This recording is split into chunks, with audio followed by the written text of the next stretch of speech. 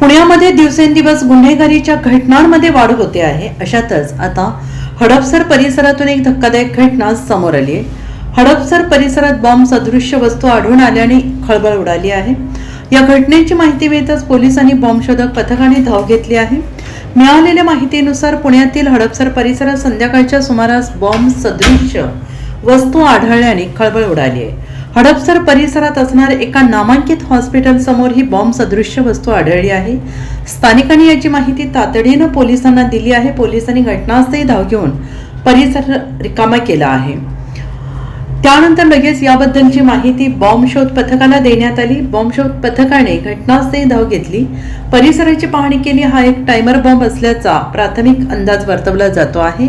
या वस्तूवर 2 पाईप आणि एक टायमर दिसतो आहे आणि या टायमरवर 7:28 अशी वेळ सेट करण्यात आलेली होती. 6 तासांसाठी हा टाइम सेट करण्यात आला होता, अशी ही माहिती समोर येते. मोकळ्या जागेत हा बॉम्ब शोधक पथकाने हा बॉम्ब सदृश्य वस्तू ताब्यात घेतली आणि मोकळ्या जागेत घेऊन गेले आहेत. घटनास्थळी BDDS पथक, अग्निशमन दलासह पोलीस सुद्धा दाखल झाले होते. नेमकी ही बॉम्ब सदृश्य वस्तू काय होती, कोणी आणून ठेवली होती, नेमका घातपाताचा कट होता का, याची माहिती अद्याप समोर येऊ शकलेली नाही.